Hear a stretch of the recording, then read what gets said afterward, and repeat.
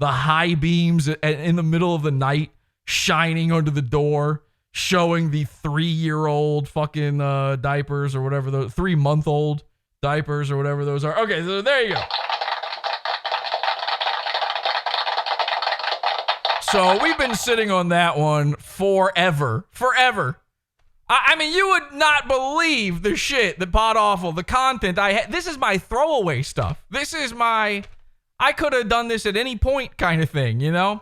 Let's get into the Comedy Shaman a little bit, shall we? Oh, before we do, we got Awful Ween coming up October 29th. I already told you about it. Angie put together a little trailer for it. I'd like to show that to you right now, if you don't mind. Let's take a look. This is from Angie. This case is making national news, and it's heartbreaking. There are reports of her being photographed partially naked in a cage. She's still missing. The FBI just got a photo sent from this anonymous person. It was a woman in a cage. In this photo, she looked very distressed, like she just wanted to be free. She was trapped. Anonymous person who sent the FBI this photo, he said he got it from the dark web. You know, long live the day where the man who sold his soul to the devil to save a life lived on. It's my way or the highway. You just sold mine. Oh my God, that's holy shit! I wanted Ava to have a life of freedom. Rivka, I used to work in the red rooms in Romania. Oh, really? That's dope, dude. Yeah, I don't want to see any more of this. He laughs! I have actually seen tons of footage from that place, and you don't even want to know where. Wow, how cool is that, huh? 2023 Awful Ween coming up October 29th. I'm very excited about it. Awful Ween, my favorite show of the year all the time. But this is a special one. This is Rufio Phoenix in the Red Rooms. If you saw last year's Awful Ween, you'll kind of have an idea of what kind of treat you're in for. I hope to see you there live for that one. And by the way, again, this will be free for everybody to see. This will be on YouTube for as long as we're still on YouTube. However, I'm still editing this thing.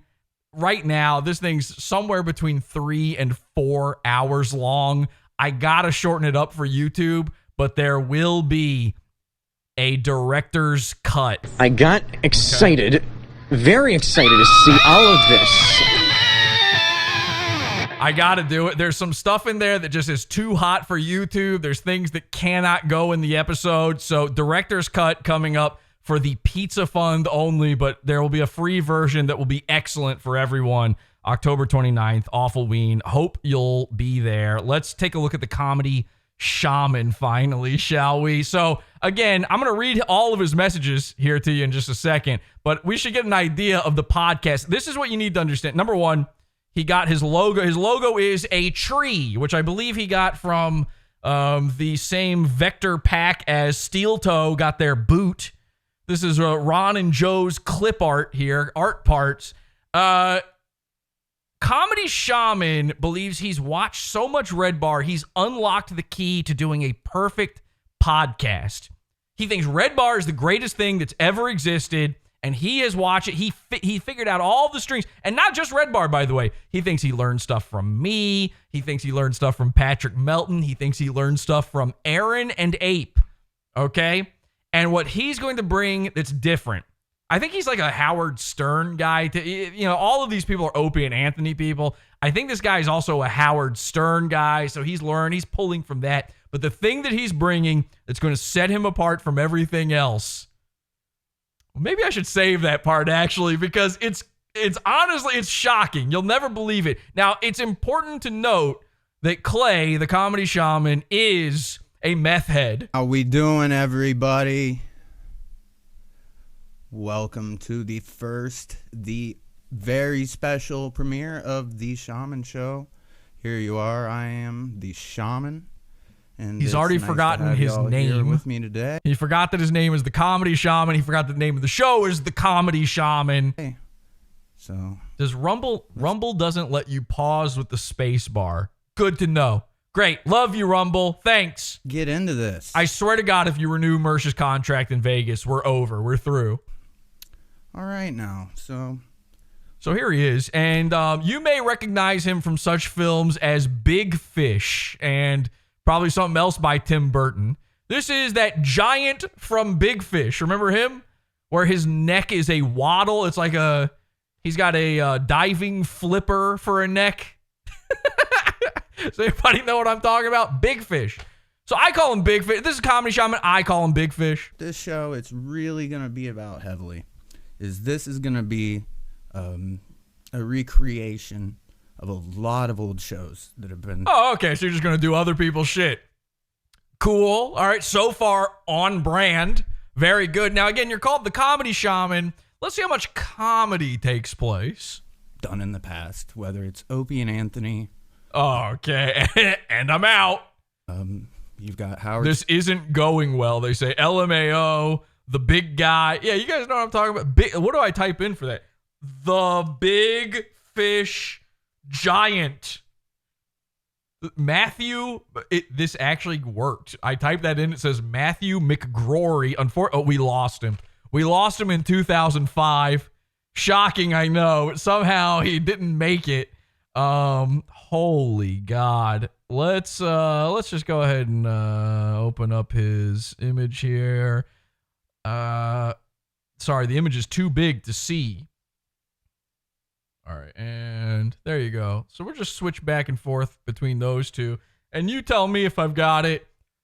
Big Fish, Comedy Shaman. Which one's which? You can't tell. Big Fish, Comedy Shaman. Big Fish, Comedy Shaman. Big Fish, Comedy Shaman.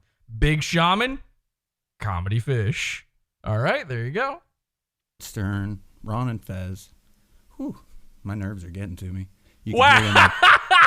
1 second in. He's been doing an episode for a second.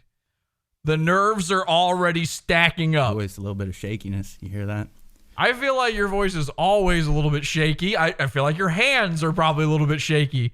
I'm not coming to you to do my surgery. But, yeah, the comedy surgeon. Really want to We actually could use the comedy surgeon in here right now. Stat. Create that energy. We're going to need 50 cc's of ha-has. That's been in shows in the past that really comprise the genre that we know as shock jockery. And I understand today's climate doesn't really allow for the same shock jockery that was once done in the past. You know, it doesn't matter what the climate is. You're on Rumble. No one's watching. No one knows. You know who knows you're here? Me, Stavi, maybe Citizen M. I think. Just go ahead, man. Let your freak flag fly. Well, actually, he is letting his freak flag fly. He picked this one up from half of his studio. This is fascinating, actually. Half of his studio is Steel Toe. He's got a big banner up. It's his tree graphic. And the other half is Nobody Likes Onions. So he really is taking from everything. Listen to old Howard Stern bits. He's got Mersh's microphone. I don't know if he likes Mersh or not. He probably does. Anybody know if this guy likes Mersh? Who, Robin? Well, I would never say the word nigger, but... Okay, well... Too late for that, maybe, but all right. He fucking said it 1,000,000 times, you know? Oh, my light fucked up. Hang on. Goon alarm. Boom. There we go. And it is what it is. And there we go, ladies and gentlemen. It is what it is. We're going to be hearing a lot of... It is what it is. This show might as well be called... It is what it is. The show. Don't get me wrong, at the end of the day. Oh, that's right. We've got them both. But at the end of the day... At the end of the day, it is what it is. He does a morning show called... It is what it is. And an evening show called... But at the end of the day... Because if you've got nothing to say, you start a sentence that way, or you end the sentence that way. In fact, the best sentence for a guy like this to ever say is... At the end of the day, it is what it is. Howard Stern. Oddly, you start the sentence with, at the end of the day. Stern's a huge inspiration for this show. Howard Stern is rolling in his grave right now. The grave that, where he's alive, but it's a grave for comedy. Howard Stern's comedy. But with that said, so is Anthony Cumia. So are a lot of people that are just fucked now. Somebody send this to Anthony Cumia. I feel like he's easy enough to get. Stern, he's got his woke shield up right now, and he's loving it, baby. But Cumia, I feel like you could get his eyes on this. Has anybody tried that? Somebody said, just clip the part where Comedy Shaman says he takes extreme inspiration from Cumia. Send that to, I just want to see the reaction. Gavin. These are people that are not healthy now. They are not mentally. This is coming from a meth head. Well, and so when we look at that, we really have to be honest with ourselves when we analyze the climate of today's podcast, right? Of today's culture, society, whatever you want to call it. So this is about analyzing, not really comedy so much as it is analyzing the climate. I mean, I could go to weather.com on my own. Thank you, the comedy meteorologist. I don't like calling it a culture because to me, most shit white people do ain't fucking culture. Okay. That was out of left field. I don't even know what to do with that. That one was, by the way, he picks up from everything. So where did that come from? Mike David, obviously. And that's kind of... White people don't have culture. No, only black people and Jews. That's going to bridge over into the next point I'm about to make. I doubt it. Which is, I'm sorry, not point I'm going to make, but... Okay. He doesn't even know what he's doing here. All right, let's just do it. You know what? I wasn't even going to break out the big board today because it feels like the big board isn't really necessary for a guy like the Comedy Shaman, but... Let's bring out the big board, ladies and gentlemen. It's just, this is a true goon. This is real goon hours right now. All right. Let's take a look. Okay, and... The premise of today's show, which is to rework an old Opie and Anthony bit. Okay. Great premise. That's exactly where you want to start. The best premises are just reworking old bits from other guys. And, if it wasn't for Patrice, there's no way I would be doing this right now. By the way, how shocking is it that this guy's first show isn't filled with goon alarms? I mean, he just said white people don't have culture. You would think he would at least take the one thing black people have left. Because I would have probably, without Patrice, just stayed on the Anthony and Howard path. We got to get over Patrice, too. All right? Patrice O'Neal was funny. You know what he wasn't? A guru. He wasn't good at getting laid. He was 450 fucking pounds and died from being fat. He was so fat he died. Do you really believe he got pussy? You really did? He was married. Wasn't he married? I am sick of this myth. This myth that he was this great cocksman. He couldn't see his cock. A lot like Redbar. He's sweating. Oh, he brings up Redbar. Hang on, let's go back. He's sweating profusely right now. Patrice, there's no way I would be doing this right now. Flop sweat. I would have probably, without Patrice, just stayed on the Anthony and Howard path. A lot like Redbar did. But I'm not Redbar.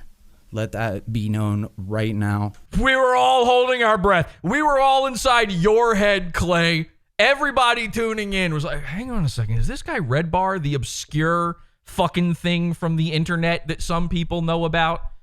This guy isn't that guy who gets 250 viewers live, is he? I'm not going to read. And by the way, he is wearing Under Armour, so he did take from Mersh as well. There's the proof.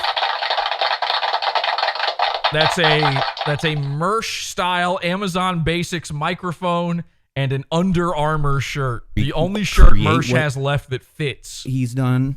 That's his thing. But I'm going to do something different.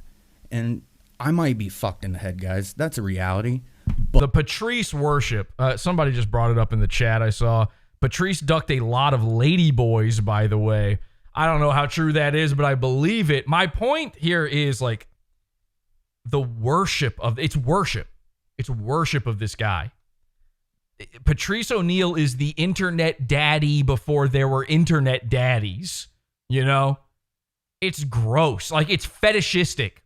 If you worship Patrice O'Neal, you have a race fetish. Which I'm disgusted. I hate race fetishism. I did a whole episode about this. And not just with black people or anything like that. I can't stand people who have Asian fetishes. It's just gross to me. There's something so disgusting about it. Fetishizing someone's race is so off to me, and it's guys doing it. You really need, like, you might as well be fetishizing Mystery, the pickup artist.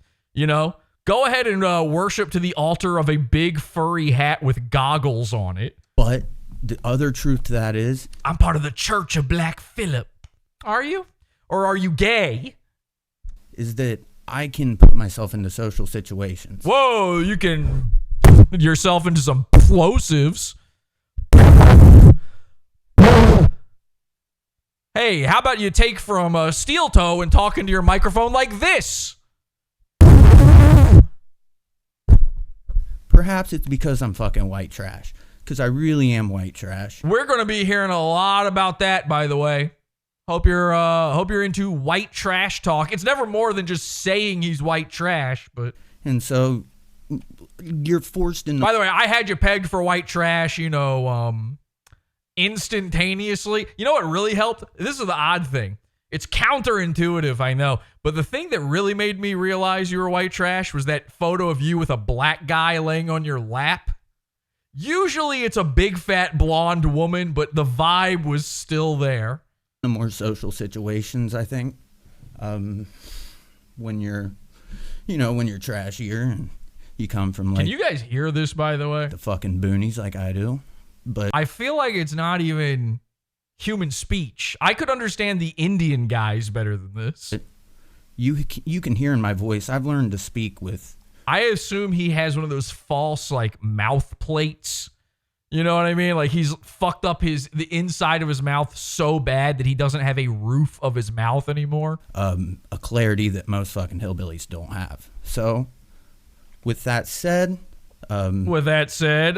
first of all, it is what it is. And of course, but at the end of the day, let's get into this and check out the bit from Opie and Anthony that we're going to be doing tonight.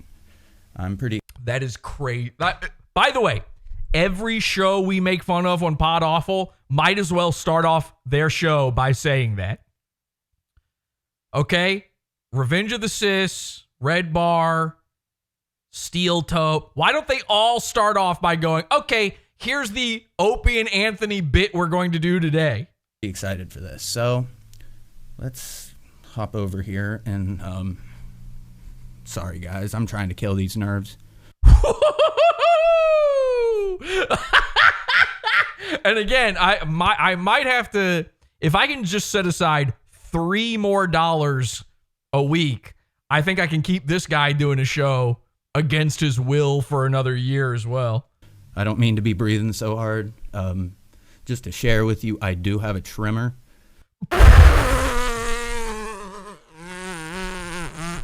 That's like if on episode 1 of Redbar in 2006 or whatever, he said, and by the way, just so you guys know, I do shit my pants. Okay. All right.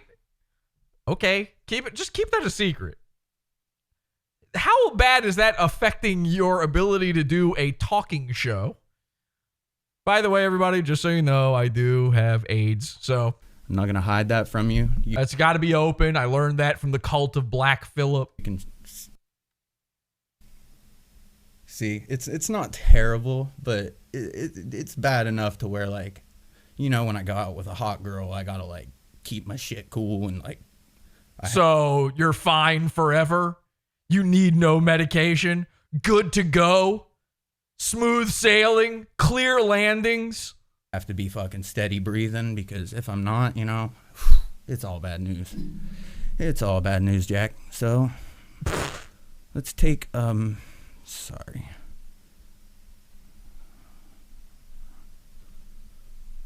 Okay, just complete silences. Great. Now again, this guy, when you hear his messages, he tells me he's got it all figured out. He knows exactly what needs to be done to do a perfect broadcast. Silence. Dead silence. Dead air. Dead air. Dead air. Dead air. Dead air. Dead air. Dead air. Okay, here we go. So, there. I don't know how, you guys can't really see it, unfortunately. Hang Hang on a second. Well, maybe if I put it on screen. Can you see how fucking sweaty he is? Like, it's just pixels. You can barely make it out. But there's a flop sweat on his fucking face right now. He's 6 minutes in, and half of that is pre-show music or whatever. Here we go. So these are our top 10 country hits of today. Okay. What? Now, again, I don't know Opie and Anthony, so I couldn't have guessed this bit coming to save my life. I would be dead. If it was to save my life, I would be dead right now. Here we go. The top 5 country hits, and maybe this is a bit, maybe it's a joke. I don't know. I don't know how any of this works. And that's what we're going to kind of be going over, because even though I'm a hillbilly, I fucking hate the genre of country. And I think that's going to make it perfect for a comedy podcast. Yeah, again, I had you pegged as hating country when I saw the black guy on your lap. For me to be reviewing it. Everybody now, when I saw the black guy on your lap. I'm not into this culture.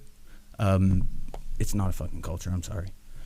Maybe it was once upon a time, like Willie Whalen and all those guys, but goddamn, shit's gone down the tubes.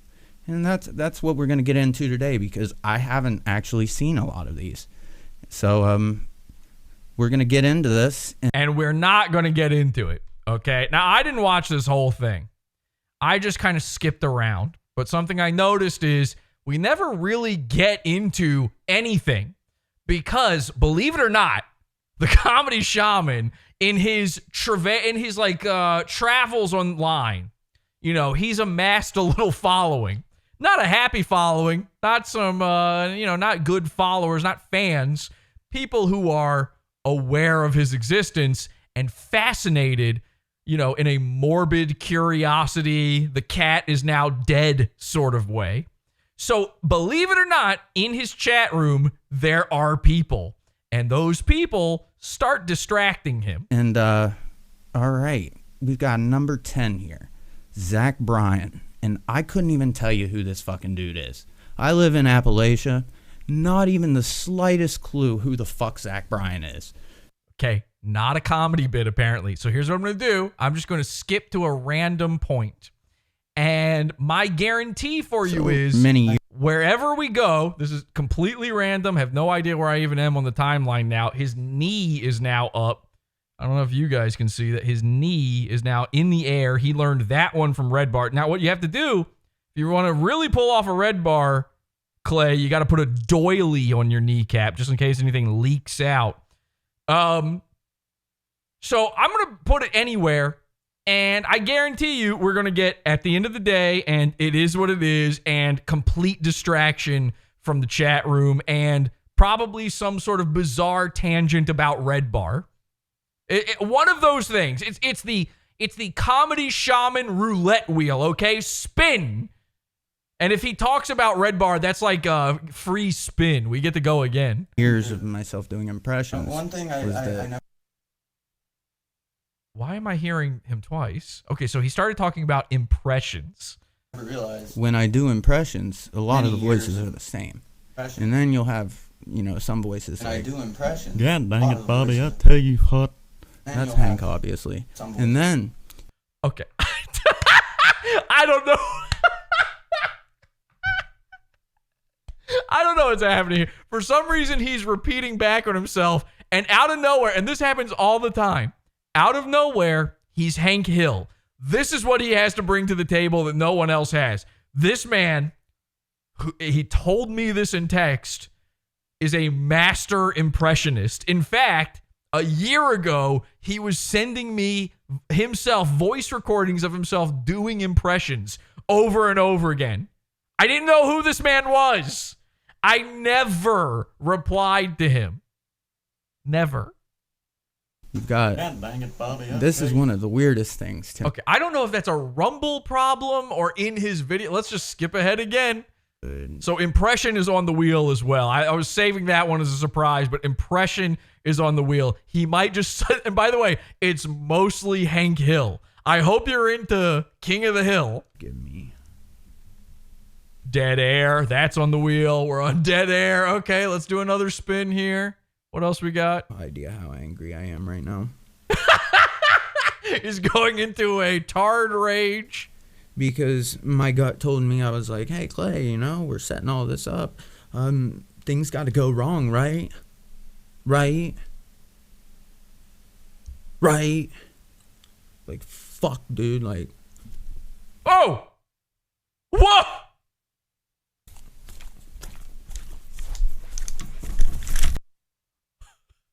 Okay. I'm going to be honest, on my first pass through, I didn't see this part. This might have to become a clip for the beginning of the show. There's not a lot of audio to it, but it's pretty good. So he's now choking himself out. He's pulling a carradine. Right. Like, fuck. This is fucking terrifying. Again, the fascinating, the macabre thing about the internet is you get to see people's lives in ways that were never meant to be seen. People like this. Cameras were gate kept at one point, and they should be gate kept. This guy shouldn't be allowed to do this. They should pass a law. Makes it a crime for anyone to allow the sale of a webcam or internet access to someone like this. Dude, like. So he's choking himself now.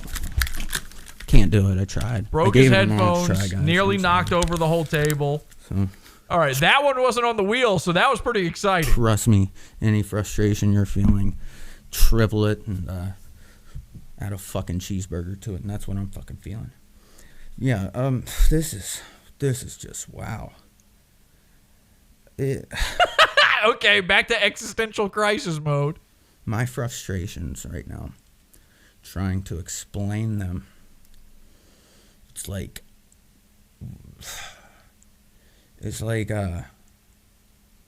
the feeling that a baby must feel like when it's first pulled out of the womb, you know, and like gets yanked out by the legs if everything goes right. Hopefully it didn't go down by the head and fucking. Okay, we're gonna spin that wheel again because I don't want to hear this. I mean, you see, it's disrespectful though, dude. You're being disrespectful.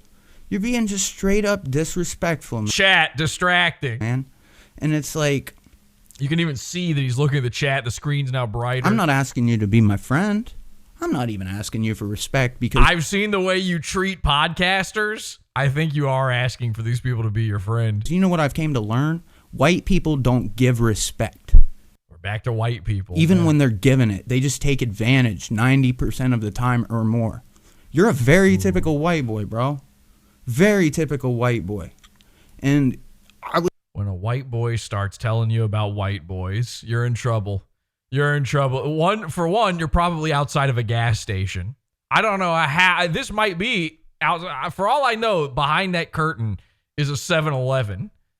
Would suggest you look into yourself and examine those qualities. I had to do it.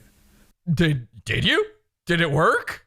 Have you found any of it? Was when I became brutally honest, was when I started looking at my racial issues. Oh, God. Here's another thing we're done with, all right? And this follows Opie and Anthony. Being done with Opie and Anthony, being done with Patrice O'Neal, being done with brutal honesty. Now, I'd rather you were just funny. And saying, holy shit, I grew up in a complete fucking abyss of honesty. You know who's never honest? Brutally honest people. You know? And you did too. That's the most brutal part about it, is how much they're lying about being honest. Where are you from? The Midwest, probably? Dude, it's brutal. Dude, I'm brutally honest. Somewhere, I don't know, I'm going to assume slightly upper middle class suburb of a bigger city. The matter of fact is that, you know, white people are just not honest with each other. And there's this new... Okay, well, Clay, I want to be honest with you. Get away from microphones forever. I've now heard more mouth noises out of you than I've ever heard out of Mersh. And I'm not even sure how much mouth you have left. There's more sounds coming out of you than that clip of Redbar we played earlier. And I know he's your hero and everything, but I really, really don't want to hear between existential crises. Let's skip ahead, spin that wheel. Somehow I've avoided a bunch of it is what it is. Because I'm telling you, when I watched this the first time, they were every other sentence. Maybe I'm skipping too much. Person with many issues, okay? That's shocking. Okay, back then. I skipped ahead by 20 minutes at least, and we're back into existential crisis mode. That is not to be hidden here. But brutal honesty equals humble brag, says James in chat. That might be true. We might have to explore that further. What is to be accepted is that I can work through I like the cut of your jib on that one. My issues, and I really hope that I'm working through my issues right now. The thing is, I'm working through all my issues. And the best way to do it is here on Rumble. That can help somebody down the road. And I know that sounds cornball as fuck. Yeah, people really are tuning into this for but, therapy, for help. The amount of issues I've dealt with in my life that it's just, like, I'm either embarrassed about or I won't talk about. Dude has a tapestry. Don't trust anybody living with a tapestry. Dude is a tapestry. He's a tapestry of drug abuse and abandonment and possibly molestation by some sort of gay black guy. Redbar Scars Club. If that was Mikey, I would die. Okay, you know what? Let's go ahead and I found just before the show, there's a guy in the chat, and I grabbed this from him. His name is Shaman Clips. You know how hard it is just to get somebody to clip your channel for you? This guy's got a clipper already. Shaman Clips, I saw in chat, and he has a YouTube clip channel for the Comedy Shaman.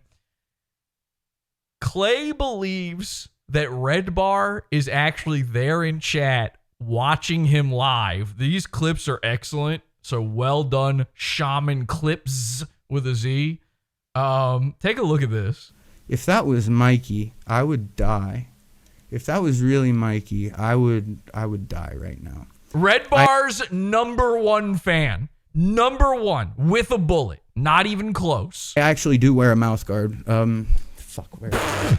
It's somewhere over there, but yeah, I do wear a mouth guard most nights. So he's got some bruxism issues. He's working through his issues.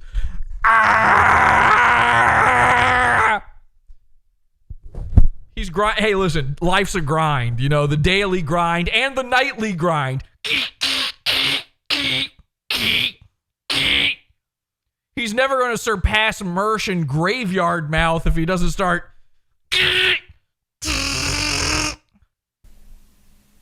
Crank Shaman. There you go, Lobster. That's what we're talking about. Is that really Mike? No.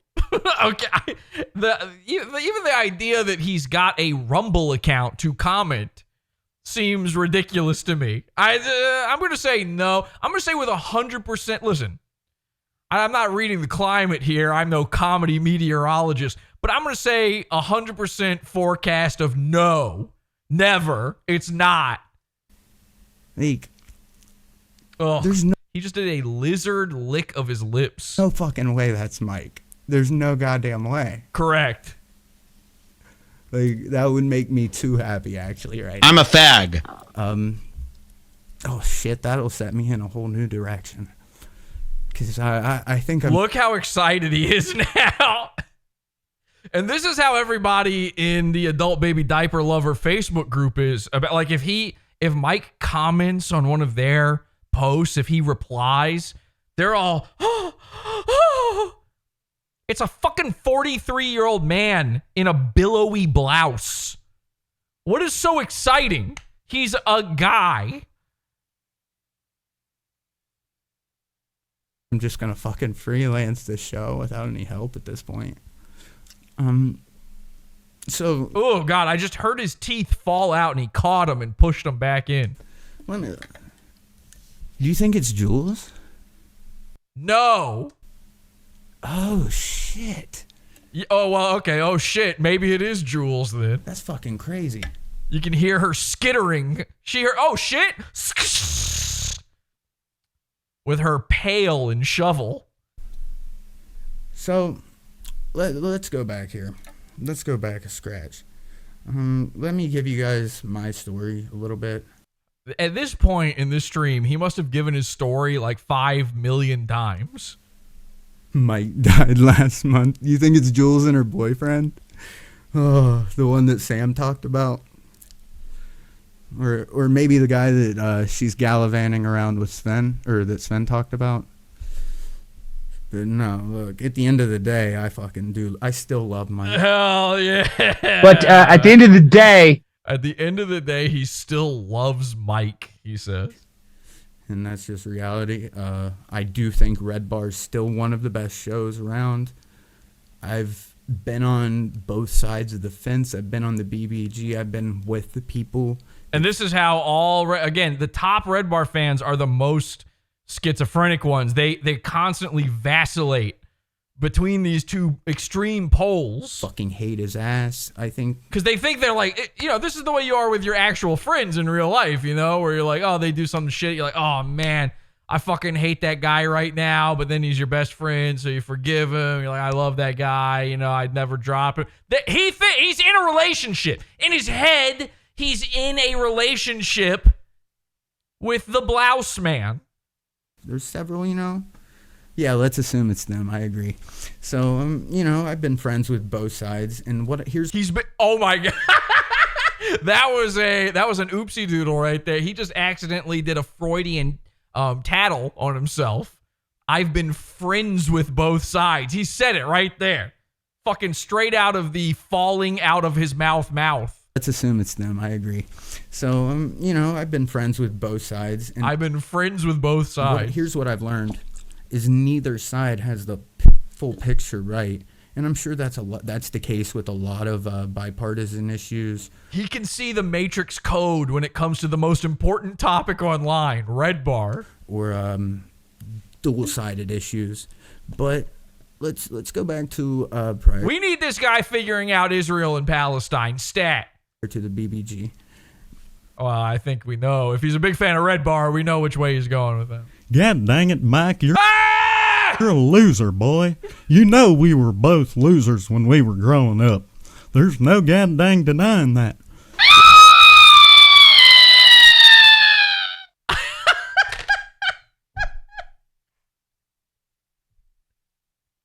He's done 2 streams, by the way. So this is stream number 1. He's done 2. He's got it all figured out. Well, listen, cocksucker. I had horse sucking my dick and giving me Coke and Chewy. You think I'm fucking kidding you? Well, who the hell are you? Listen, cocksucker, I'm the man that Mike David's afraid of. I don't know why. I don't know why I just went on a Hank Hill versus Joey Diaz debacle. I can't be here right now. I shouldn't be on camera. This is too embarrassing. Oh, bro. You gotta get offline, man. My whole thing is never touch grass. I'm making exceptions, all right?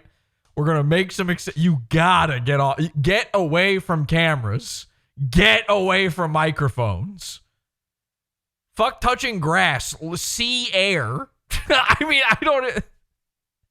Do you even know what color the sky is? This might be the only guy who can't answer that question.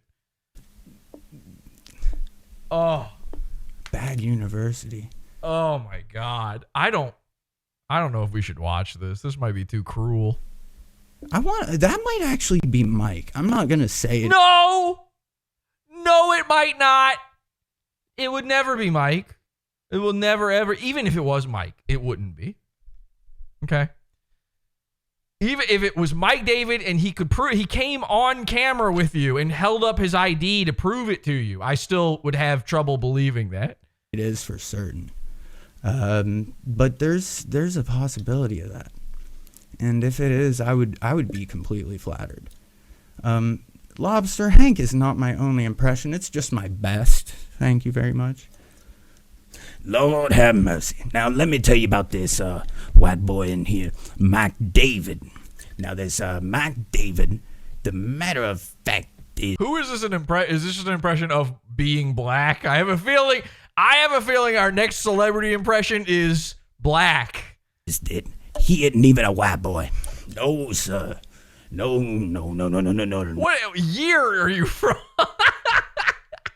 Is this a slave? No, he's an Ashkenazi Jew. That's right. And these white folk think that he's one of him. Well, let me tell you right now. No, we don't. As a matter of fact, these white folk don't know what the hell they doing. They don't know how to be honest with each other. They don't know how to be honest with themselves. So, the matter of fact, these white folks gonna be white folk. Us niggers, we gonna be... Oh, okay. I don't know about that one, man. You probably shouldn't. Again, maybe that's a very good impression of someone. I just don't know. I just don't fully get the whole story there. Niggas. That might be something that guy says all the time. Us niggers, we gonna be niggas. Look. You know what? If in case that's Mike, let's dig in like it's the real one. Oh, whew. Just in case. Okay, game face, everybody. And let's talk a bit about Redbar because you've only done that 15 times already at this point. I can keep that conversation going. Knees up, everybody. Knees up. Redbar's here. Knees up. Another fucking hour or so. So with Redbar, he's got to put his knees... Listen, if he went on his knees during the show, you couldn't see him anymore. Despite the fact that he's a giant, you couldn't see him anymore. So you got to put your knees up to show deference. Redbar was a revolutionary piece of media. In what fucking universe? Revolutionary? Revolution? What did it revolutionize? Being the Tom Green show? Redbar was a revolutionary piece of media that showed the world, in my opinion. He showed us all something special. That whether you like him, whether you hate him, we all need to agree. We all need to agree that you got to be able to separate the baby from the bathwater first. Okay, not the best analogy for Redbar, gotta be honest. I mean, for me it is. Yeah, you definitely want to be able to separate the baby from the bathwater because otherwise you're gonna have a really dirty bathtub. Which means that bad people are gonna have good qualities, good people are gonna have bad qualities. Oh shit, Unbleached, I'm that bad about tangenting, aren't I? Thank you. I heard Clay got kicked out of the BBG for being a sex pest. In all truth, that might be more acceptable than what happened. I mean, I don't think it is, but there's some people that might fucking make that point. Tell the truth. I am. What do you want from me? So apparently, I guess he got kicked out of the Redbar Facebook group. I don't know what the real does anybody in chat know what the real reason is he got kicked out?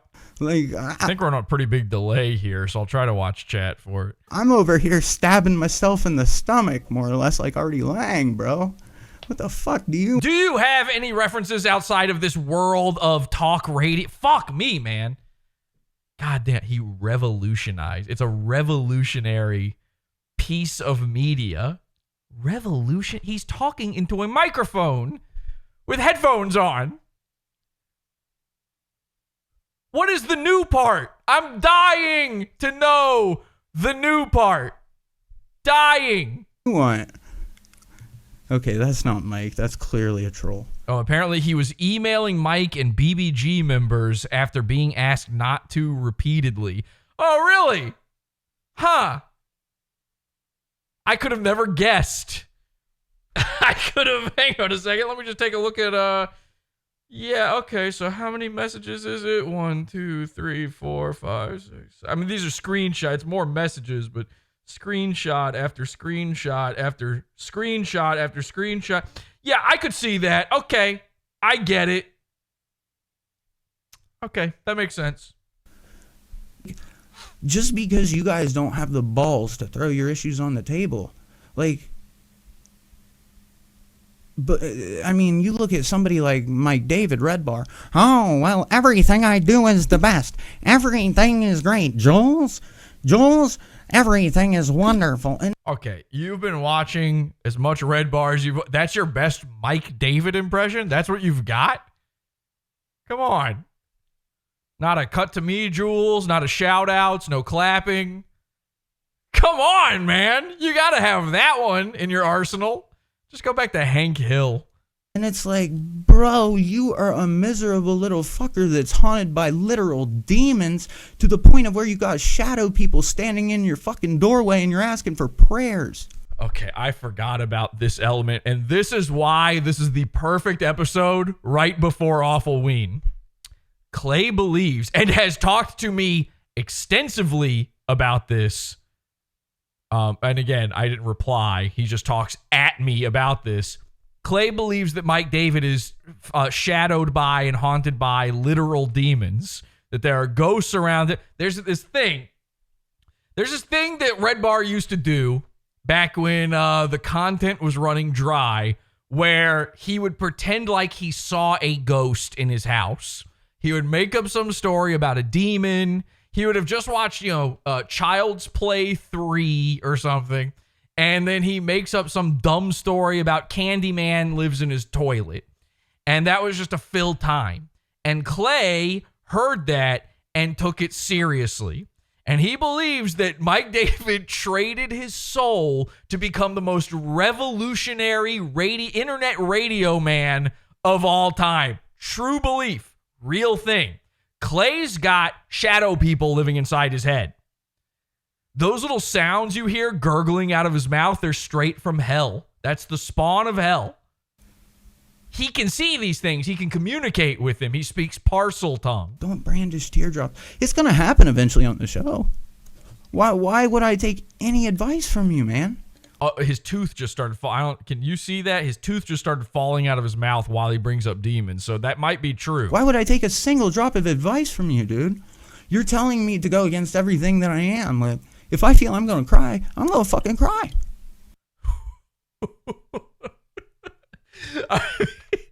This isn't a show so much as it is like you being backed into an alley by a homeless guy. Okay, man, cool. It's cool.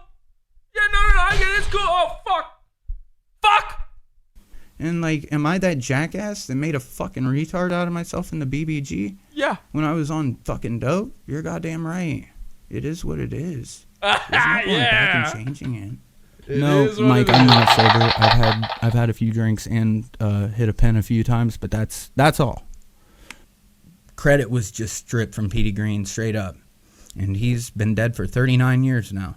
He died in 1984. And okay, I don't know who is Petey Green. I don't know this is I got to be honest, Comedy Shaman clips. That was a really hard cut. What are we talking about now? I feel like I just spun the wheel. He is the founding father of shock jockery, whether you like Anthony Cumia, whether you like Petey Green, Redbar, whether you like Patrick Melton, whether you like Ron and Fez, whether you like Bennington, any of that. It all came from Petey Green. You've lost. This is complete blank spot in my knowledge. I don't know who Petey... That sounds like a black guy. Wait, was that the guy he was doing a minute ago? Is it going to turn out that the niggas guy is Petey Green? And the matter... like, he invented it all. And he's a black comedian. Okay, nailed it from the name. Petey Green's a black comedian. Content creators all the way down the line have just completely neglected the fact that Petey Green is the founding father of all this. And when you see me snitching on myself, crying, tears in my eyes. I didn't see this part. And by the way, he's stealing Being Cross-Eyed from Mersh too. Maybe that's a Petey Green original, though. For all I know, Petey Green invented Being Cross-Eyed. Not giving a fuck what people think. It's not because Howard Stern taught me how to do it. It's not because Mike David taught me how to do it. It's not because Ron Bennington taught me how to do it. It's not because Oh, I guess he wasn't so revolutionary after all. Patrick Melton taught me how to do it. What did he revolutionize? Mancow's logo? Because I studied the old tapes I could find of Petey Green. Dude. Seek help. Seek fucking help. Look, it is what it is. At the end of the day, obviously. It is what it is. But at the end of the day, it is what it is. Yeah, well, it is what it is. But at the end of the day, it is. Okay. Well. So, I mean, you know what? If everybody from Mike David to Patrick Melton's watching this laughing at me meltdown, I don't give a fuck. Because I know I came out here and gave you guys the truth. My truth, at least. You know? AKA not the truth. All right. That was Mikey. So, I think it's come to it. I think it's time to read the sacred texts. Now, you might have thought, like, oh, Patrick Melton gets the shout out there. Redbar gets the shout out there. How come he doesn't bring up Pod Awful? He's messaged Pod Awful all those times. How come he doesn't bring up Pod Awful? I'll tell you why. When I didn't know that he was the Comedy Shaman, and I finally was replying to him for the first time, I brought up how I've got this guy's message. I have hundreds of screenshots of this guy messaging me like a lunatic, and that one day I'm going to do a show about it. And he started having a fucking panic attack about this. I should actually start. Here's how we should really start this bit is I should start with where he starts telling me how I should handle doing the show about him. And again, I wasn't originally going to really do a show about him. I don't know. Let me see if I can go through this. Oh my God. He's telling me about this paranormal shit about Redbar. He says, so check this out, bro. I was in the Redbar Discord the other day, and I've had a feeling I couldn't shake about Mike. I've never been one to jump to paranormal conclusions, but I couldn't shake the feeling that Mike is possessed by a demon. I posted this theory on the Redbar Discord thinking I was going to get blasted. Instead, these motherfuckers start sharing bits of evidence pointing towards my theory. I haven't, and of course they were like humoring him, I'm sure. Let me see if I can find the part where I realized who he was. Oh my God, he messaged me, even just here on Discord, he messaged me 1, 2, 3, 4, 5, 6, 7, 8, 9, 10, 11, 12, 13, 14, 15, 16, 17, 18 times he messaged me before I messaged him back. I lied to him. I said I didn't realize Discord had a section of message requests. I knew he had messaged. I didn't know who this was. I just wasn't replying to him because he sounded like a retard. At what point do I figure out it's him? I'm telling him I don't believe in this paranormal shit, but okay, interesting. Sleep paralysis. He's talking about sleep paralysis. This is very creepy stuff. Talking about nobody likes onions. Okay, we're just talking. He's talking about like how Redbar is, inventing everything, and I'm saying he literally stole my robot camera. What are you talking about? He's lifted jokes from people. Fuck, where do I realize it's him? Maybe I didn't in this message. Maybe I just stopped talking to him when I knew it was him. It was a long time before I figured out this was the same guy. But he was definitely... Oh, no, here we go. I must have figured it out around the 13th of June because that was the last time I responded to his messages. But that didn't stop him from messaging me. He just kept messaging me. 1, 2, 3, 4, 5, 6, 7, 8... 9, 10. He's telling me how last night's show was really good. Cool hearing you shoot the shit with porcelain. So I guess that was the August, Ripped by August episode. Oh, here we go. He says, hey, if you end up making a video about me, I'd be willing to give you a few junkie stories from my past that I think are pretty fucking funny. Oh, thanks. I really need your help on this one. I understand this game, he says. This is before he did his podcast. I understand this game. At this point, all I can do is lean in. Ha ha ha. It is what it is. He actually typed that to me. I'm genuinely working on being a better sport about it because the reality is I haven't even really started making videos yet. I'm going to have plenty of videos made about me roasting me down the road. Humble brag? Wow, that was brutally honest of you. Looks like you're just ahead of the curve, he says. So true, and not only am I ahead of the curve, but really I'm rather revolutionary.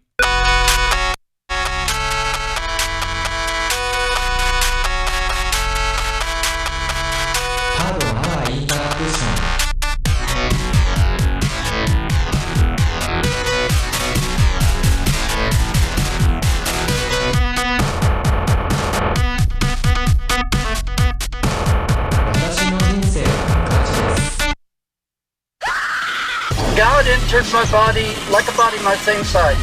I know all of God's secrets. Would you like to know what God thinks? What apple? Is our God now. And I do see non-stop visions from God. Do you want to get an answer on what God thinks from somebody that doesn't have God, or do you want an answer from somebody that does have God? Click on the link. Okay, now I'm going to just start reading these messages because this is what happened to me. I was getting these messages constantly, all day, every day, just ignoring them. And it'll be up to you to try to guess when they end. Okay? And I'm just going to keep reading them until I can't read them anymore. So here we go. My original from 1 year ago, my messages from Clay Combs, the Comedy Shaman. Clearly I was joking, but on some real shit, are you tired of being in Mike's shadow? I'd never spoken to this guy before. Don't you want to develop your own identity and persona independently? I'm friends with Mike, and he's a good dude. It'd be one thing if you had the same inspirations, which I'll go as far to share with you. I'd like to see you do a decent show, man. But don't let porcelain inflate your ego too much. You're still ripping off Mike completely. I had never spoken to him before this. He gives me no option that maybe I have similar inspirations. And most importantly, he is friends, close, personal friends with Mike David. Don't take this as an attack, Jesse. I'm not like Mike. I goof around, but I'm not as easily angered. I want someone to give Mike competition. I actually had him a little worried in some messages because I showed my hand that I had figured him out. But I dropped a lot of ammo against myself. You know why? Because there's a love and respect there. Keep doing your knockoff Redbar Sam Hyde thing, bro. And see what happens. Because I can promise. I figured out numerous weaknesses of Mike. And if you think I'm playing, I actually understand racial context.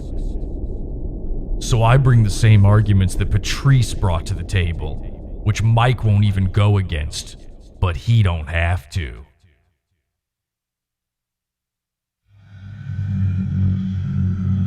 Because he's given so much of his life and spirit to this. To be as good and funny as Mike, you need to go through more traumatic shit, man. Put yourself into more difficult situations.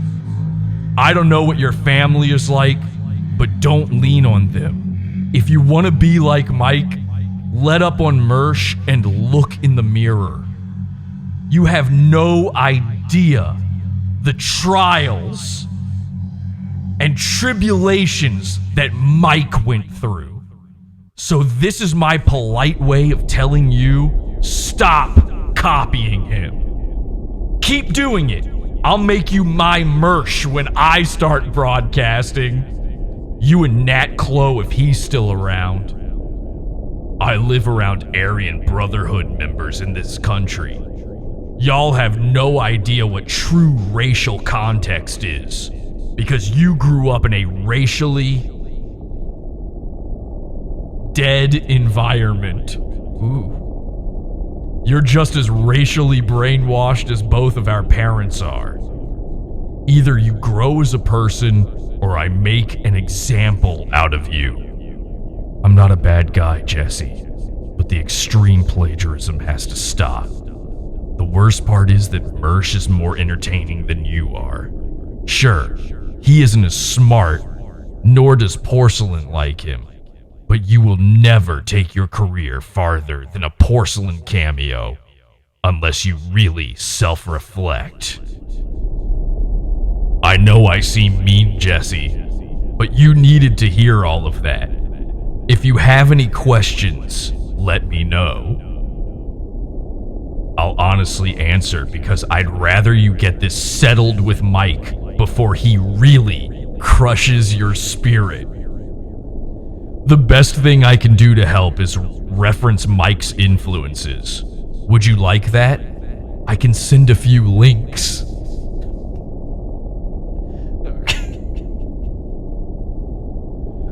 I know it might seem like I'm a dick, bro, but consider the possibility I actually give a fuck about people and want them to do well. You aren't a bad dude, and you have balls enough to keep putting the effort in. But you need to be honest with yourself about what you're good at, and maybe learn from some of the classics. If you take this advice, you'll blow up eventually, bro. I'm sorry for being a dick. I kinda was, but I am coming from a real place. It's fucking schizo.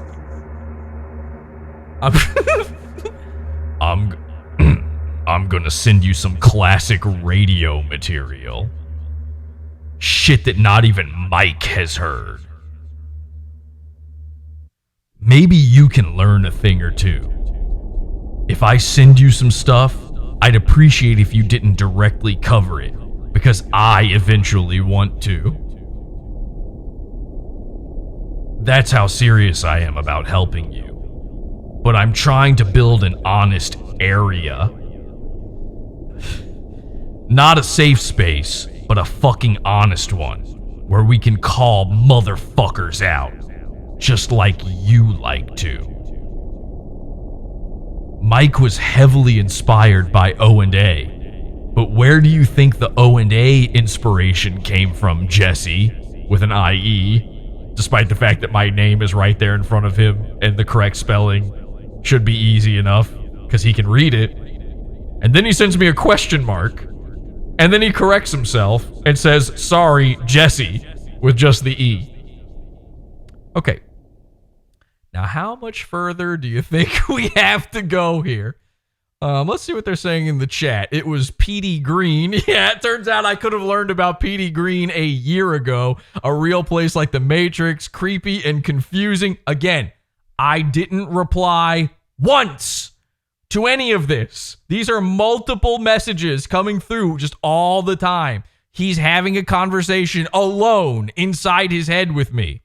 Who has time to write this up, let alone read it? Don't click those links. So this is the secret to Jesse's talent all along. Yeah, I was studying PD Green. How can Jesse find success without understanding true racial context? 889 angles, 889 angles, 889 angles. 889 angles is the secret to PD Green's success. Give this to the police, says Road Doggy in the chat. 15%, maybe 25% done. No effing way. Unhinged. Oh, yeah. We've got a lot more to go. Just to be clear.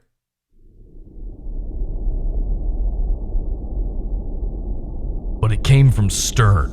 which O&A lied to their fans about, and Stern started bullshitting his fans too. So both shows pretended to hate each other, but Howard loved their show, and vice versa. Got the inside track. Howard was the best at running bits, and he was a great writer. All things both of us would do well with learning. I'm actually sharing some of this material with Mike as well, because I have a love for that kike. But I'm trying to have something where maybe there's more cohesion in the future. Must be better friends with Mike. So yeah, even though I was kind of a dick, I'm gonna give you some of the best inspiration for what you're doing. And none of the other podcasts are close to wise enough to study this shit.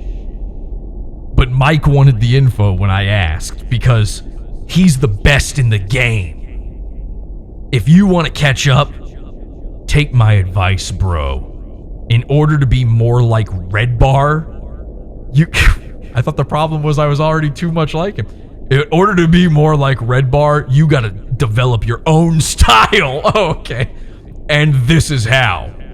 Dig into the roots of your culture and craft. Well, my culture doesn't have roots. There is no culture for my culture. One thing you're actually pretty good about is getting back up.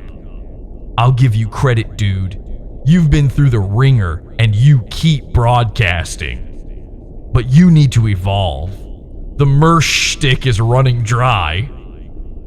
This is a year ago. It was funny, but it's run its course. He might have a point. There might be some truth to that, but then again, his most recent messages to me are about how good my episode with Porcelain was. Hang on a second. I feel like I need him on screen during this. Isn't it kind of sucks not seeing him during this, right? Let's see if I can find that image of him. No, that's not it. Let's see. Does Redbar wear diapers? Oh, fuck, I lost it. Where is that image of him?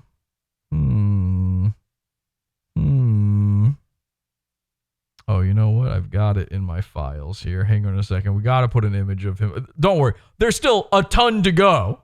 So, don't worry if it seems like I'm dawdling here, because it doesn't matter at all. All right. Let me throw that up on screen there. Okay. Why did that become tiny? And here we go. All right. And let's just throw that on screen for you during this. There we go. Perfect. All right. And back to it. Now, where did I leave off? Oh, no. Oh, no. Oh, no. My drone. My dark and scary drone. Fuck. All right. Hang on. I didn't think this one through. Hang on a second. We're going to get this figured out. This is all okay. This is something I learned this from watching PD Green and Redbar. This is a PD Green type move. Open with preview. There we go. And now that should work. Now we should be okay to do this. All right, we're gonna try it again. Here we go. Please, everybody hit like, or else I refuse to keep this going. Okay, there we go. But you need to evolve. Sorry again about being a dick off the rip, but I just needed you to see that I'm neither a hater or an ass kisser. My praise is earned. I haven't started my own show yet, but I've put in thousands of hours easily. None of the podcasters except Mike use the old radio tricks, bro. What I'm telling you could change everything for your future. Anthony Cumia got good by studying Howard. His personality was identical, but right-wing LMFAO. You know what they all had in common? Complete fucking losers when they were young. But they grew out of it by learning to laugh at themselves and not give a fuck. When porcelain makes docs, no one leans into it except recently Joe Matarese, LMFAO. Same with beige frequency. The only reason anyone cares is because a few idiots like Schaub and Callan get upset by it. You gotta have a thick skin. Me, you, and Mike had off childhoods. And were definitely exiles at one point. Excuse me? You gotta be honest with yourself about your weaknesses, bro. I've been working on that myself. Try to develop a few impressions.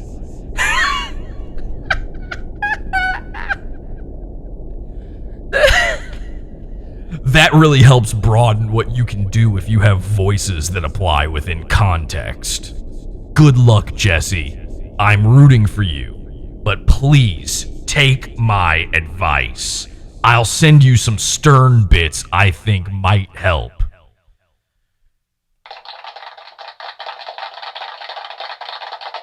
All right, there we go. Clearly that wraps it. Oh, wait, no, there's more!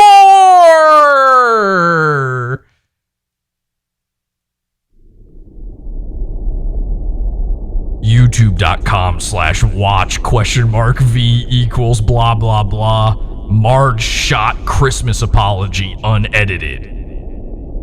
That's one of the best radio bits ever. And if you want to get closer with Mike in the future, I could help. Oh my god!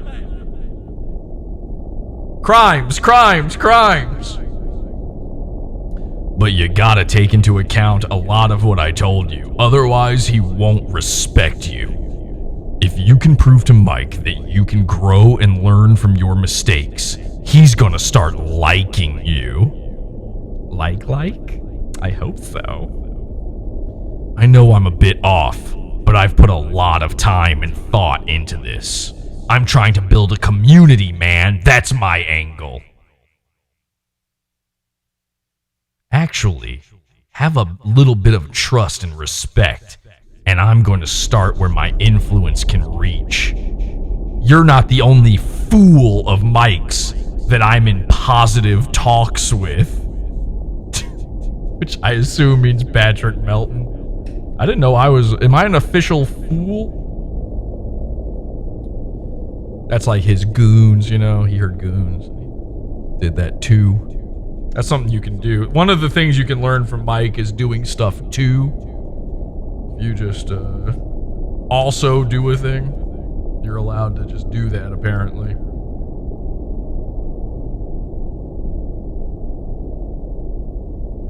I don't know. I don't like how Mike is so negative all the time. But when you're the best in the game, you can get away with it.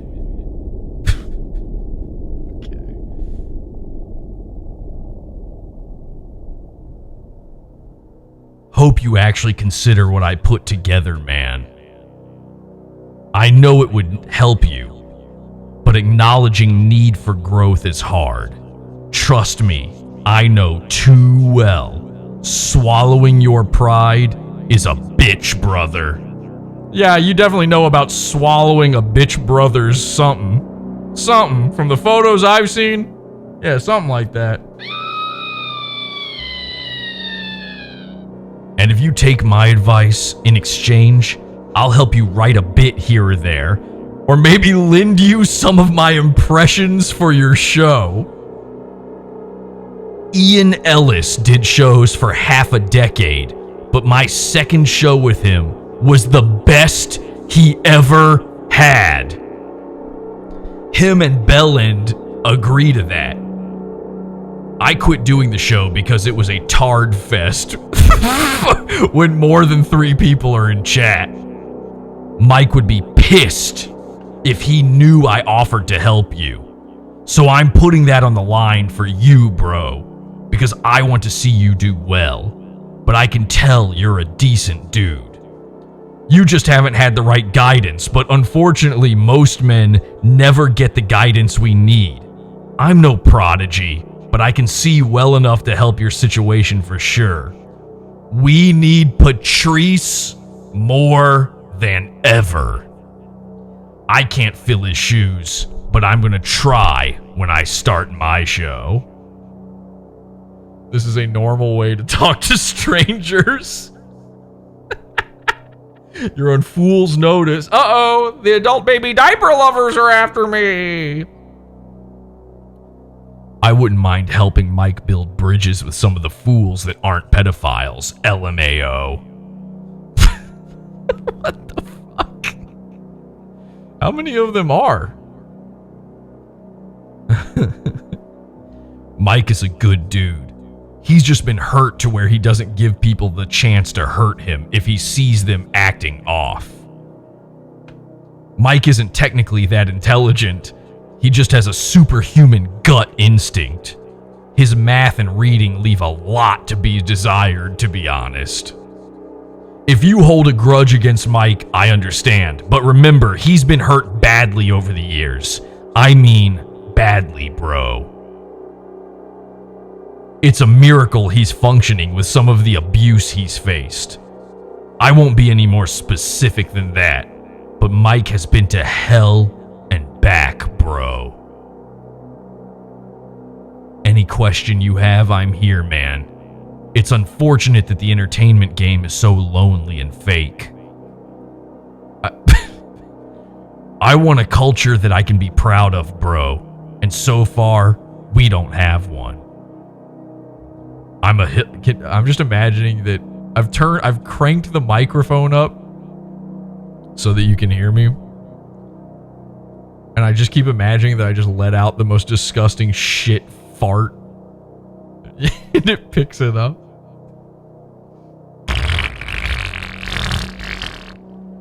Jules!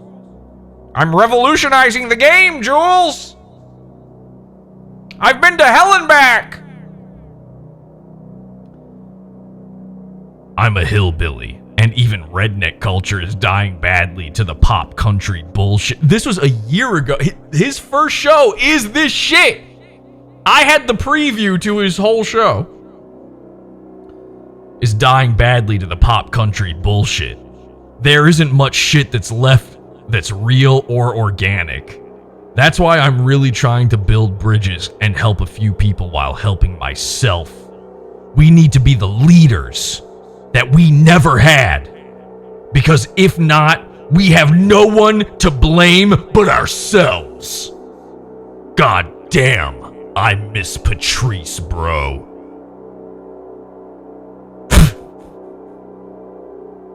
Are we done? Nope. I tried to help Matarese because he's a good dude, but he's too fucking stupid to absorb my advice. Had fun talking to him, though.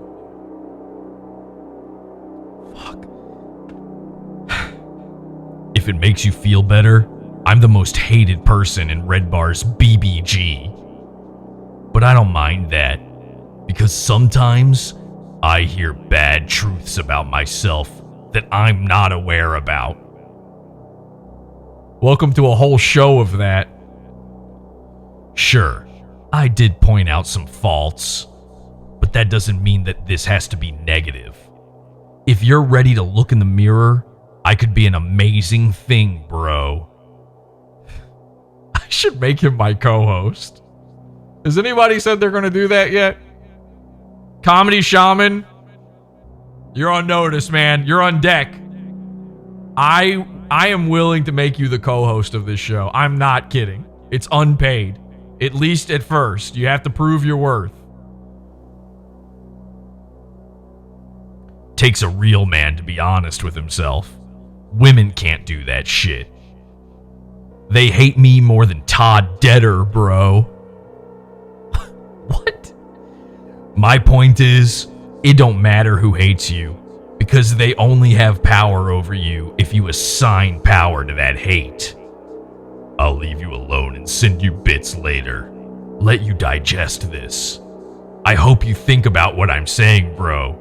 Because you could do a lot better with your show. I know that to be true. If the fools would lean into the jokes Mike tells and not clam up, He wouldn't pick on them, LOL, I swear. With your show, I know that to be true.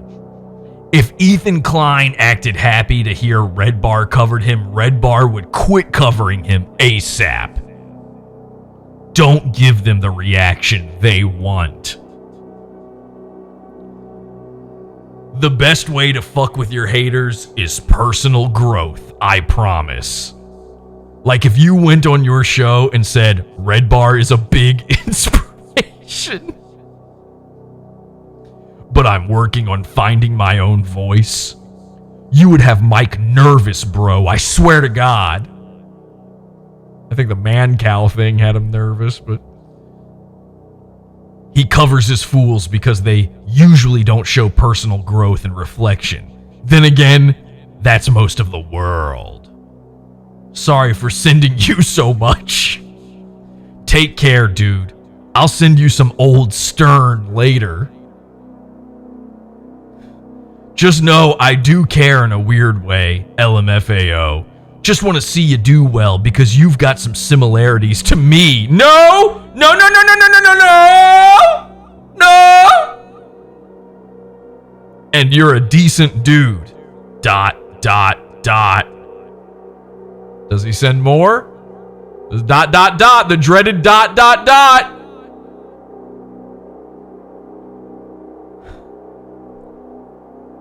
So he sends me a recording of him doing his Joey Diaz impression, which I only realize now that that's what that was because we watched the clip of him doing it a minute ago. When he sent it to me at the time, I had no clue what the fuck that was. And then he says this. And you heard my Uncle Joey. If you up your game, I bet Uncle Joey would call into Pod Awful, and you know damn well that's a good enough impression to pass. So he wanted me to pretend I have the real Joey Diaz calling into my show by using his unparalleled talents. All I want is to see you grow. Don't settle. Even if you have fans telling you you're the greatest. The important truths in this world are usually not comfortable, but you deserve to hear them. That's all, bro. My bad. LOL.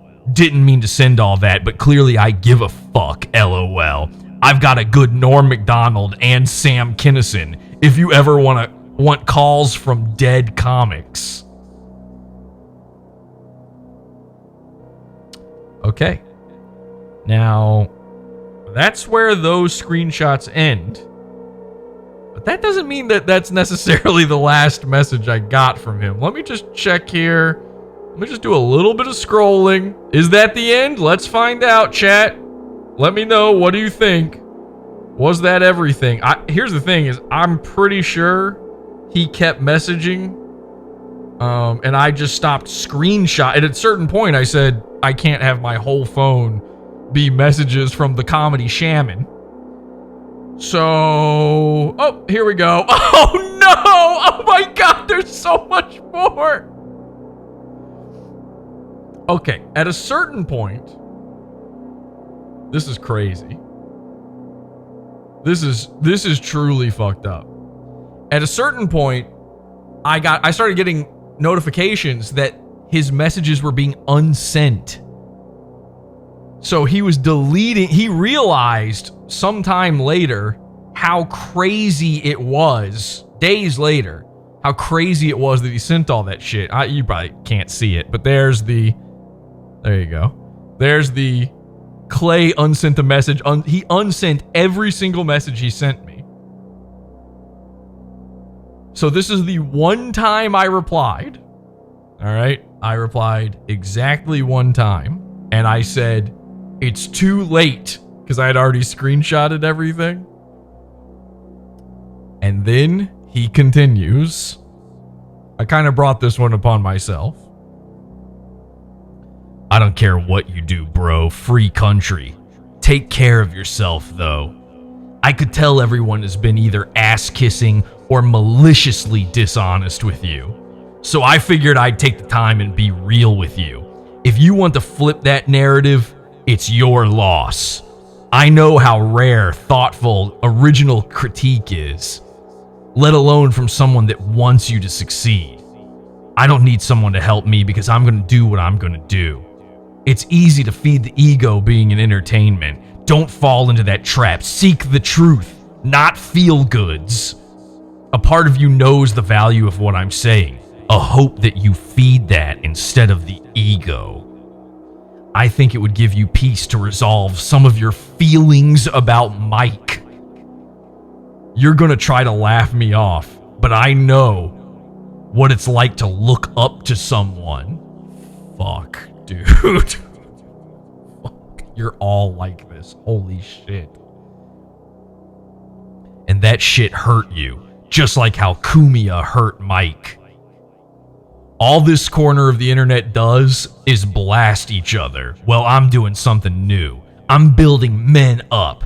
He's the Andrew Tate of podcasters, and I don't care what anyone has to say about it, because they aren't going to change who I am or what I'm about. I'm going to live a life I can be proud of, and try to help others do the same.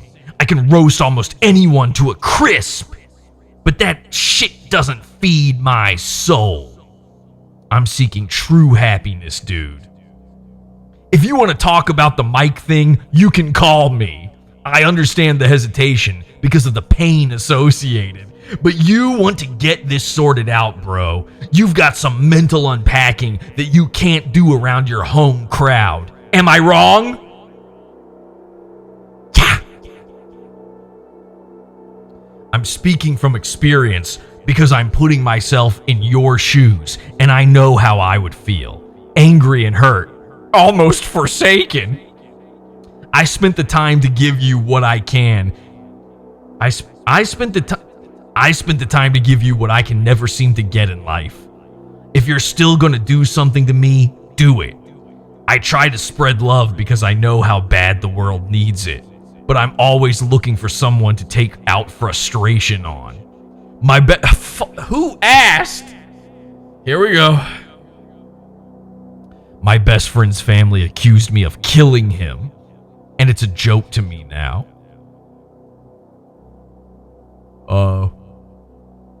What?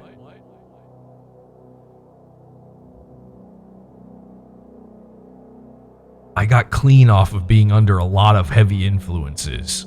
Did it without having anyone give a fuck either. So feel free. Take your best shot if you don't like me, dude. I've lost everything, yet kept my soul and passion for life. The only person I fear is myself. You've got me as an ally or an enemy. Completely your choice. Shit, I should have read this. I won't take it personally either way. If you're gonna come after me, make sure to lead with the fact my best friend's parents hold me accountable for his death. I've been completely alone and isolated since then. No wonder he sees fucking shadow people. Not knowing how to open up to people. That's your best bet for hurting me, for real. So best of luck with whatever you decide, man. No, hey, man. No, I like you. I want you to be my co-host. You seem cool, actually. And this has all been a prank. This was we're hazing you. This was a misunderstanding between friends. This was sort of a Sven and Mike style misunderstanding between friends. Teehee, you don't poop yourself. I'll pay for the guys on Fiverr again. I don't mind. We'll get the Indians to sort this out. Sorry, there's more. Oh, and mention how my entire family has beef. So there's no one I can go home and talk to. I get the love I give myself, and that's it. I don't have any love in my life, so I try to find it by caring about others and giving things like honest critique, how I did with you. If you can't hit me with all of that info, I don't know what to tell you. Is that enough info to bully with? I thought it would be. I want you to do it right after all. So now he's just convinced himself in his head that I'm going to be bullying him. Go ahead and try to bring me down. then I'll forgive you, and then we can build you back up. Because no one ever respects me for who I am. They only respect the power I hate that I have. How many people? We must have lost people watching. Yeah, right. We've lost a bunch of people watching for sure. Can we get, guys, we need super chats for Steel Toe.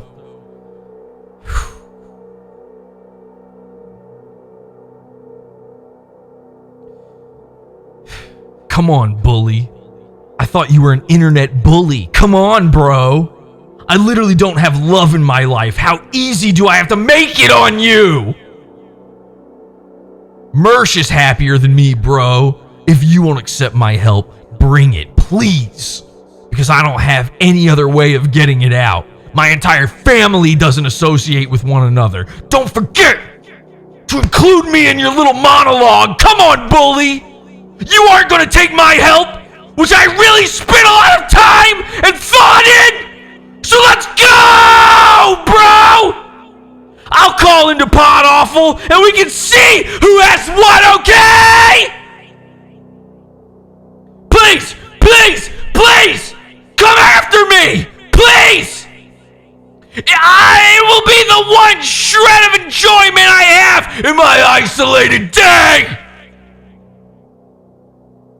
I'm kind to people because I want to give people the time that no one ever gave me.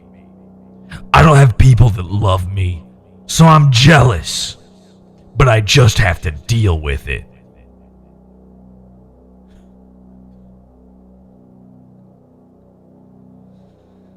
Okay.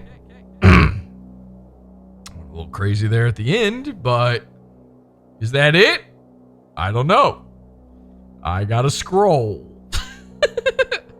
Unfortunately, I gotta scroll to find out. Is that it? Did the shaman give up after losing his cool on me, a guy not replying?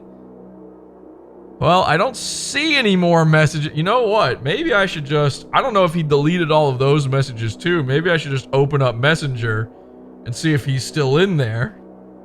Clay Combs. Which, by the way, if you're named after inanimate objects, you're retarded. If your name is Clay or Rod, you know, anything like that, that's a retard. Okay, let's see. I'm gonna scroll through here. Maybe he blocked me. I'm not seeing his name come up. God, there's so many. I don't ever open Facebook Messenger. There's so many people just messaging me and I'm just never replying. Oh, here we go. Oh, fuck me. There's more. Oh, okay. All right, here we go. Final stretch. You ready? Here we go.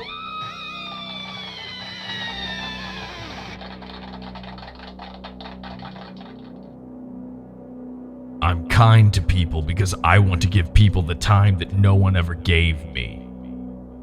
I don't have people that love me, so I'm jealous, but I just have to deal with it. Do you want to have an in-depth discussion in a call or something? I'm telling you, man, I've studied radio and broadcasting so much that I could help you to a degree you wouldn't believe! I'm offering purely out of trying to tie this underground comedy scene together. I want a community that lasts, man. You should too. Think it over.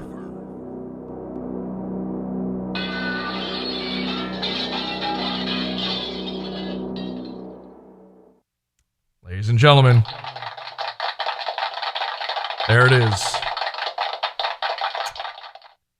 Clay fucking Combs, the Comedy Shaman, and my new co-host, because if I don't make him my new co-host, I worry for my family, and also his, and also the family of his best friend. Delete all your social media accounts, stat, Clay. They're saying, we're all saying stat now. By the way, something we say now is stat. Give it a couple of weeks. Redbar will be saying stat, but stat's our thing. We're stat guys now. Okay, so I don't even know what to do. Here's the thing. I feel like at this point, Clay's got to be watching, right? He's got to be watching. There's no way. I mean, how do you not watch a whole show about you? He's been dying about this moment right here, me reading those messages for so long. Clay, if you're watching, you asked me there a year ago, almost to the day, you asked me to let you call in, to talk this out, to let you do your celebrity impressions. I'm giving you that moment right now. You have the next 5 minutes. You have the next 5 minutes to call in, and we can squash the beef. We can figure it all out. You can explain to me the mathematical formula to the golden ratio of comedy broadcasting and what it is exactly that Redbar fucking invented. I'm dying to know. Thank you, by the way, to Joe for the $20 super chat. We are keeping Steel Toe alive. You've got 4 more minutes, Clay. We're waiting for you.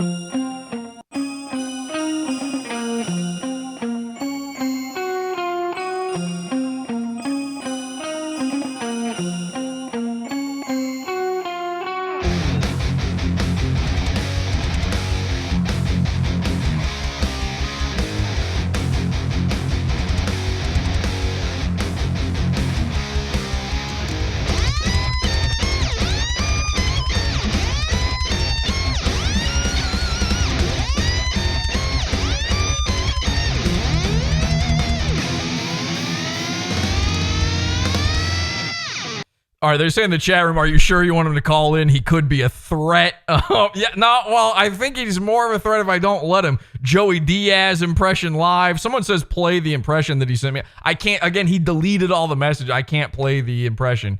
He deleted. Well, hang on a second. Hang on, there were some that were still in there, right? Hang on. He didn't delete everything. So maybe. Let me scroll back through. I was just screenshotting all this shit as it came in. No impressions. So if we don't have Clay live, we don't have his beautiful... we got to hear more impressions than Hank Hill. Unfortunately, I'm not sold on the Hank Hill impression. That's the equivalent of a YouTuber doing Family Guy voices. So I think we're 2 minutes away here. 2 minutes. Has anybody seen hide nor hair of Clay? Let me send him a message here. Now's your chance. Now's your chance for the big time. No one else would ever let you do this. Not Redbar, not Patty Melt, nobody. It's just me every single time. I guarantee that. Here we go. All right, let's see if he responds. We got another minute here. We'll see if he responds. What number is he supposed to call? It's not a number. I'm going to connect him on Discord. He's got me on Discord, right? He can just... call and here we go. He says, I'm working. I caused this for myself when I tweaked on you. I wish you no ill will. That is a message from Just the Fuck Now. They're cyberbullying me to death. I'm going to call him. Let's just call it. He says he's working. I'm calling him. We're going to just call him, see what happens. What could he be doing that's work, by the way? No, you're not. You're not working. There's no way this guy's got a job, right? I'm about to hire him, though. If he does, we do 2 weeks. 2 weeks of him as co-host. We'll see how he shakes out, and then I'll start paying him. But not if he doesn't respond to the call. Oh, he's not responding. He's not answer the call. Answer the call. I don't believe... you have a job. It's probably a nice thing to start out with the guy who murdered his friend. Oh, God, he just sent me an image of himself. I guess, okay, this is to prove he's on the clock, he says. Look at that. Ladies and gentlemen, live Clay. Holy shit.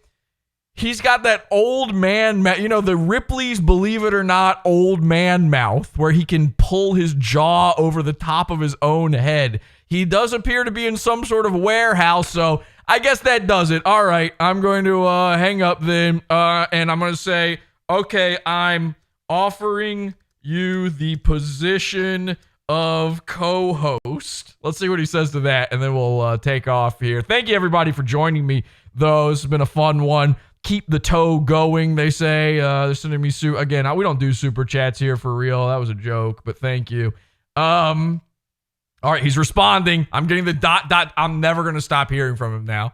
I have just opened up the worst can of worms into my life ever.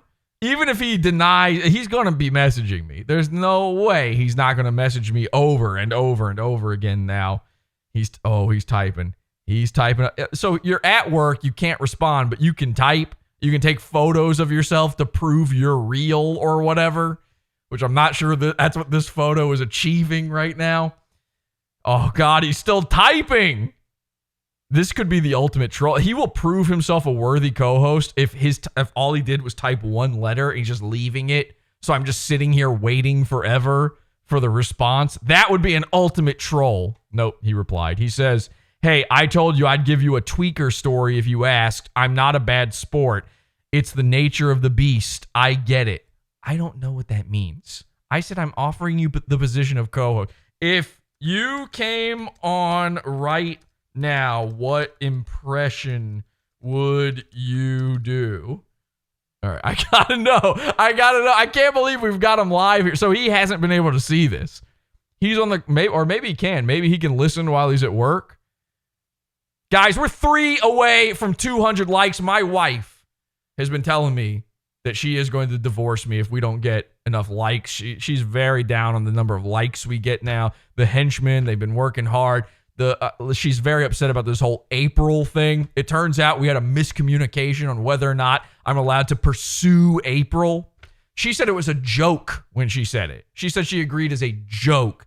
So now I'm required to beg for likes on YouTube. So we're 3 away from 200, and somebody just removed their like. Okay, I'm removing show now. Number 1, you no longer get this image of Clay on screen. All right. Number 2, I'm not going to read you his response of what impression he would do. He did respond. Oh my God. What? That doesn't even respond to what I'm saying. That's crazy. He didn't even respond. But okay. Now I'm responding to him, but I'm not going to tell you what it is because someone took their like away.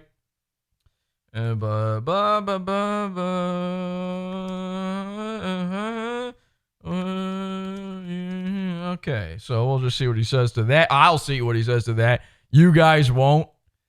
We are removing show now. Oh, now there's 208 likes.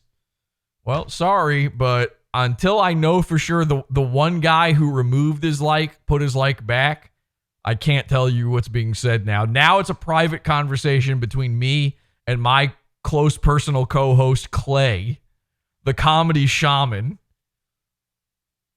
Why did I have the thumbnail as Mike puppeteering? It should have been a voodoo doll. He's a shaman, witch doctors. Oh, well. You win some, you lose some. I already told... Okay. Oh, he's replying again. Okay, and he's sending more. What does that have to do with what I'm asking you? He keeps not responding to the actual question. Okay, well, he does have a response, but unfortunately, I can't tell you guys his response. Listen, I don't make the rules. This is my wife's rules. All right? Rules! Cut to me, rules! So, unfortunately, that's just between me and him. It's a secret that you guys don't get to know, but thank you guys for joining, and I appreciate it. Join the Pizza Fund and get access to a ton more content, shit that's not allowed on YouTube anymore, plus lots of free stuff. Check it out, podawful.com, podawful.pizza, and we'll see you October 29th for Awfulween. Rufio Fionnix in The Red Room.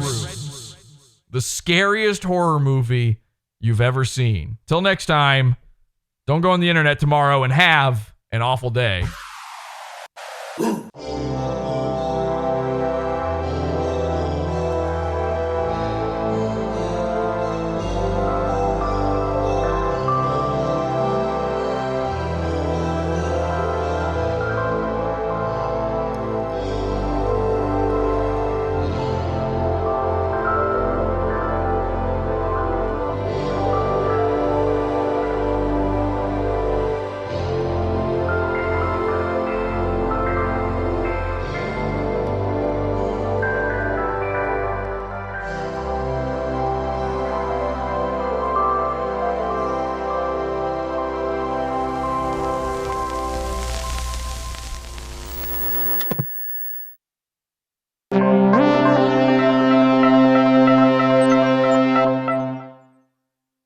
But at the end of the day, it is what it is.